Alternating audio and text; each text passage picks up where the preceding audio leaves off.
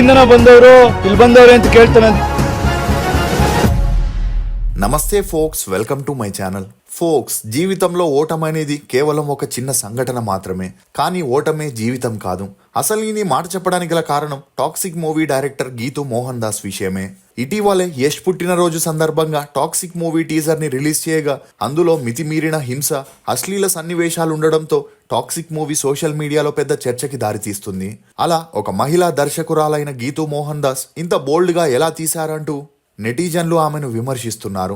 అయితే ఈ విమర్శలపై గీతూ మోహన్ దాస్ సెటైరికల్ గా స్పందిస్తూ స్త్రీల ఆనందం కోసం, వాటికి అనుమతులు ఇవ్వడం కోసం జనాలు ఇంకా చర్చించుకుంటున్నారని, తను మాత్రం చిల్లవుతున్నానని, టాక్సిక్ మూవీ టీజర్లోని ఆ సీన్ కేవలం శృంగారం మాత్రమే కాదని, అది స్త్రీల స్వేచ్ఛకి మరియు వారి మనోభావాలకి అద్దం పెట్టే అంశమని చెప్పడంతో ఆమె వ్యాఖ్యలపై మరింత రెచ్చిపోయిన నెటిజన్లు గతంలో సినిమాల్లో మహిళల్ని అశ్లీలంగా చూపించడంపై పోరాడిన గీతూ మోహన్ దాస్ తన సినిమాలో మాత్రం ఇలాంటి దృశ్యాలు పెట్టడం ఏంటని, దీన్ని బట్టి చూస్తే ఆమె ఊసరవెల్లిలా మారుతూ డబ్బు కోసం ఏదైనా చేస్తుందని, వేరే వారు తీస్తే బూతు, నువ్వు తీస్తే సినిమా అంటూ సూటిగా గీతూని ప్రశ్నించగా ఆమె ఉన్నట్టుండి ఈ ఇష్యూపై సైలెంట్ అవ్వడంతో టాక్సిక్ మూవీ టీజర్ ని చూసి కేజీఎఫ్ లాంటి సక్సెస్ ట్రాక్ లో ఉన్న యష్ ఇప్పటి వరకు ఎలాంటి కమర్షియల్ హిట్ లేని గీతూ మోహన్ దాస్ తో మూవీ చేసి తన కెరియర్ ని రిస్క్ లో పెడుతున్నాడని, ఆ టీజర్ ని పిల్లలే కాకుండా పెద్దలు కూడా చూడలేకపోతున్నారని అటు డైరెక్టర్ ని ఇటు యష్ ని నోటికొచ్చినట్లు విమర్శిస్తున్నారు.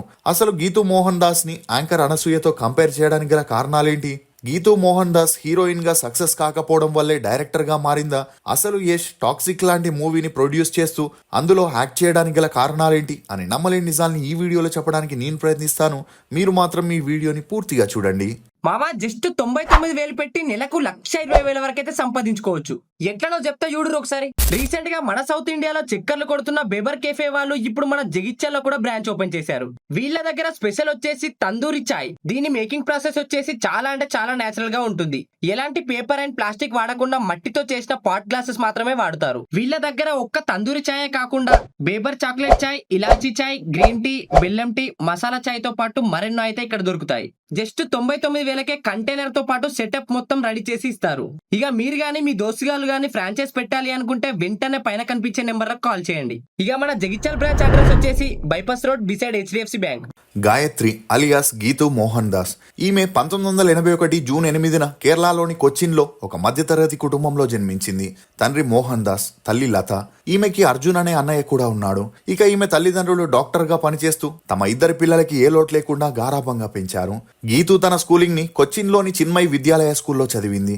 చదువుల్లో చురుగ్గా ఉన్న గీతూ స్కూల్లో ఆర్గనైజ్ చేసే ప్రతి ఒక్క కల్చరల్ ప్రోగ్రామ్ లో పార్టిసిపేట్ చేస్తూ ప్రైజెస్ ని గెలవడంతో తనకి డాన్స్, యాక్టింగ్ పైన ఇంట్రెస్ట్ ఎక్కువ అవుతూ వచ్చింది. ఇక ఈ క్రమంలోనే ఒక movie director Geethu school program కి గెస్ట్ గా రాగా ఈమె యాక్టింగ్ ని చూసి ఇంప్రెస్ అయి తను మోహన్ లాల్ తో తీయబోయే ఒన్ను మొదలు పూజ్యం వరై అనే మూవీలో తనతో యాక్ట్ చేపించాలని ఇదే విషయంపై గీతూ తల్లిదండ్రుల్ని అడగ్గా వారు కూడా ఎటువంటి అభ్యంతరం చెప్పకుండా ఒప్పుకున్నారు. అలా మొదటి మూవీలోనే తన యాక్టింగ్ తో మంచి గుర్తింపు తెచ్చుకున్న గీతూ ఫస్ట్ మూవీకే బెస్ట్ చైల్డ్ ఆర్టిస్ట్ గా కేరళ స్టేట్ అవార్డుని అందుకుంది. అలా ఈ సక్సెస్ తో గీతూకి వరుస అవకాశాలు వెతుక్కుంటూ వచ్చాయి.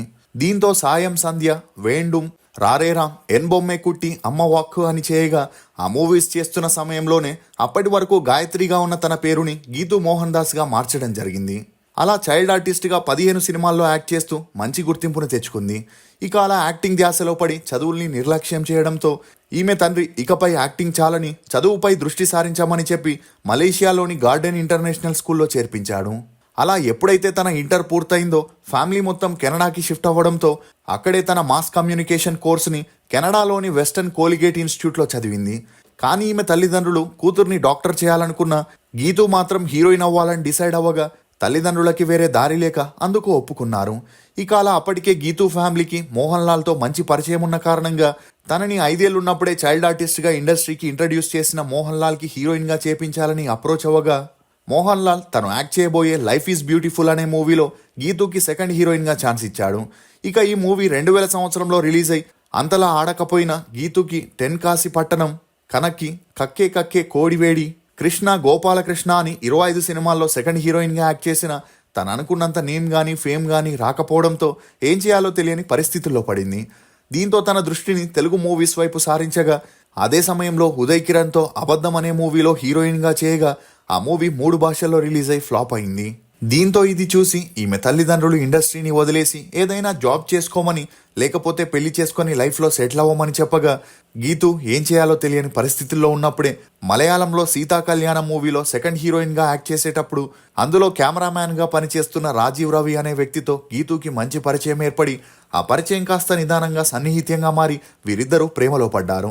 ఇక అలా రాజీవ్ రవి కేరళకి చెందిన వారైన పూణే ఇన్స్టిట్యూట్లో సినిమాటోగ్రఫీ కోర్స్ని కంప్లీట్ చేసి హిందీలో చాందినీ బార్ అనే సినిమాతో సినిమాటోగ్రఫీగా ఎంట్రీ ఇచ్చి మొదటి సినిమాతోనే బ్లాక్ బస్టర్ హిట్ అందుకోవడంతో వరుసగా హిందీ, తమిళ్, మలయాళంలో కెమెరామ్యాన్గా చేస్తూ బాంబే వెల్వెట్, ఉడతా పంజాబ్, నా పేరు Surya, Maharaj, virus, gangs of Wasseypur అని 50కి పైగా సినిమాలకి కెమెరామ్యాన్గా చేస్తూ బిజీగా ఉన్నాడు. ఇక అదే సమయంలో గీతుతో రాజీవ్ రావుకి పెరిగిన సన్నిహిత్యం కారణంగా పెళ్లి తర్వాత యాక్ట్ చేయకూడదనే కండిషన్తో గీతుని 2009లో పెళ్లి చేసుకోగా వీరి అన్యోన్య సంసారానికి గుర్తుగా ఒక అబ్బాయి ఒక అమ్మాయి కూడా జన్మించారు. ఇక ఇదే సమయంలో రాజీవ్ రవి ఫాహద్ ఫజిల్ని హీరోగా తీసుకొని అన్నాయుం రాసుయుం అనే మూవీని డైరెక్ట్ చేయగా ఈ మూవీ 2013లో రిలీజ్ అయి హిట్ అవ్వడంతో పాటు నేషనల్ అవార్డుని అందుకోవడంతో గీతుకి కూడా డైరెక్షన్పై ఇంట్రెస్ట్ ఏర్పడింది. దీంతో గీతు మోహన్ దాస్ తన భర్త డైరెక్ట్ చేసిన 6 మూవీస్కి వరుసగా అసిస్టెంట్, అసోసియేట్ డైరెక్టర్గా పనిచేస్తూ కొంత ఎక్స్పీరియన్స్ని తెచ్చుకొని కొన్ని షార్ట్ ఫిలిమ్స్ని డైరెక్ట్ చేస్తూ వచ్చింది. దీంతో నవాజుద్దీన్ సిద్దికీని హీరోగా పెట్టి తన భర్త కెమెరామ్యాన్గా లయర్స్ డైస్ అనే హిందీ మూవీని డైరెక్ట్ చేయగా ఈ మూవీ కమర్షియల్గా ఆడలేదు కానీ 2 నేషనల్ అవార్డ్స్ని గెలవడంతో గీతు ఆనందానికి అవధులు లేకుండా పోయాయి. దీంతో మలయాళంలో మాతున్ అనే మరొక మూవీని డైరెక్ట్ చేయగా ఆ మూవీ కూడా కమర్షియల్గా ఆడకపోయినా కేరళ స్టేట్ అవార్డుని అందుకుంది. ఇక ఇదిలా ఉంటే కల్ట్ మూవీసే కాకుండా గ్యాంగ్స్టర్స్ మూవీస్ని చేసి తన సత్తా ఏంటో చాటుకోవాలనుకున్న గీతు 2019 నుండి ఒక స్టోరీని రాసుకోగా చాలామంది స్టార్ హీరోలకి ఆ స్టోరీని చెప్పినా అందులో యాక్ట్ చేసేందుకు ఎవరు ముందుకు రాకపోవడంతో ఏం చేయాలో తెలియని పరిస్థితుల్లో పడింది. ఇక అలా ఎప్పుడైతే KGF movie block buster hit అయిందో అందులో యష్ లుక్స్ మరియు పాన్ ఇండియా లెవెల్లో తనకున్న క్రేజ్ని చూసి గీతు మోహన్ దాస్ అతనితో మూవీ చేయాలనుకుంటున్నట్లు తన భర్తకి చెప్పగా అందుకు అతను వెంటనే యష్తో ఒక మీటింగ్ని అరేంజ్ చేశాడు. అలా గీతు యష్కి స్టోరీని నరేట్ చేయగా యష్కి ఆ స్టోరీ లైన్ బాగా నచ్చిన కొంతవరకు స్టోరీని తన స్టైల్లోకి చేంజ్ చేస్తానని, అంతేకాకుండా తన ఫ్రెండ్తో కలిసి తను కూడా ఆ మూవీకి ప్రొడ్యూసర్గా ఉంటానని చెప్పి గీతు మరియు యష్ ఆ స్టోరీని రాసేందుకు 1 ఇయర్ టైం తీసుకొని అన్నీ ఫైనల్ అయ్యాక రాజీవ్ రవి కెమెరామ్యాన్గా, రవి బర్సూర్ మ్యూజిక్ డైరెక్టర్గా పాన్ ఇండియా లెవెల్లో టాక్సిక్ అనే మూవీని స్టార్ట్ చేశారు. ఇక యష్ ఆ మూవీని ప్రొడ్యూస్ చేయడానికి కారణం హొంబాలే ఫిలిమ్స్ ప్రొడ్యూసర్స్తో ఉన్న విభేదాలనే వార్తలు కూడా వినిపిస్తున్నాయి. ఎందుకంటే కేజీఎఫ్ మూవీ తన వల్లే సూపర్ హిట్ అయి అన్ని వేల కోట్లు వచ్చాయని, కానీ తనకి మాత్రం అందులో షేర్ ఇవ్వకపోవడంతో తనపై మరియు తన మార్కెట్పై ఉన్న నమ్మకంతోనే యష్ టాక్సిక్ మూవీని ప్రొడ్యూస్ చేస్తున్నట్లు తెలుస్తుంది.